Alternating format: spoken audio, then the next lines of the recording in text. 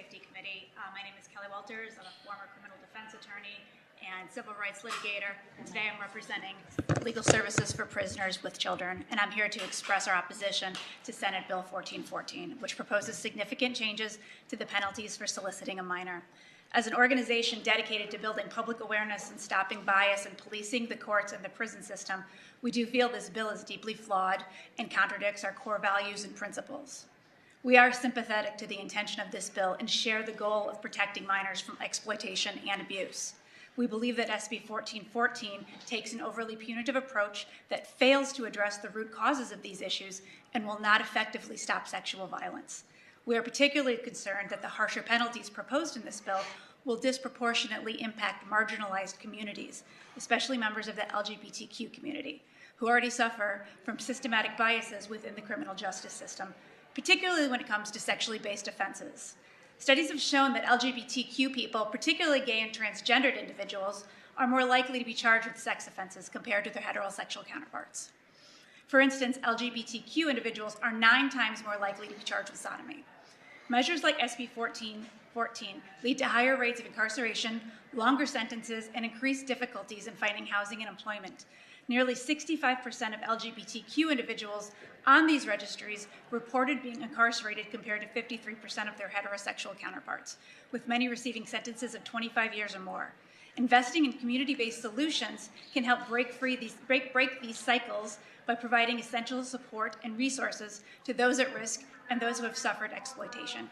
This shift in approach holds the potential for positive change and a brighter future for these individuals, a shift that has not happened with punitive measures. Good afternoon, Chair and committee members. My name is Isabella Borgeson, and I'm campaign manager at the Ella Baker Center for Human Rights, where we work to advance racial and economic justice to ensure dignity and opportunity for people with low income as well as people of color.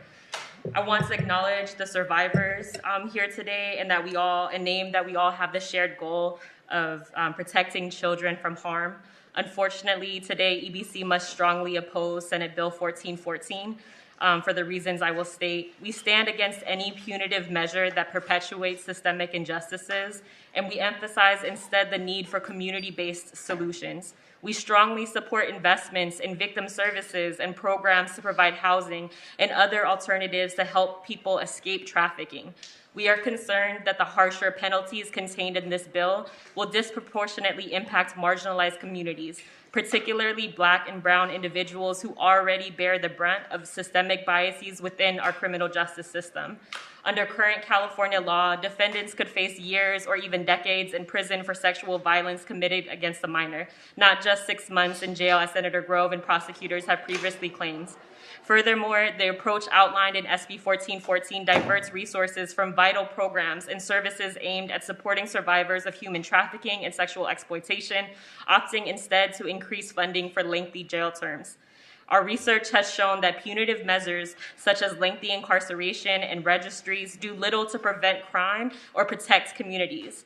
Instead, they perpetuate cycles of incarceration, exacerbating the very problems they are meant to address.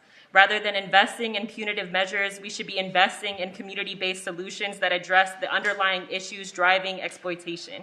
We should instead support survivors in healing and rebuilding their lives with access to housing and funding for service providers. Given this, we respectfully urge you to oppose SB 1414. Thank you. Deanna Garodar on behalf of Smart Justice California and Initiate Justice and Respectful Opposition. Shivani Nishar with Ella Baker Center in Respectful Opposition. I'm also registering opposition on behalf of Just Advocate, California Innocence Coalition, Uncommon Law, CURB, and Felony Murder Elimination Project. Melanie Kim, San Francisco Public Defender's Office, Respectful Opposition. Duke Cooney on behalf of ACLU California Action, Respectful Opposition. Thank you. Jim Lindbergh, Friends Committee on Legislation of California, opposed. Thank you.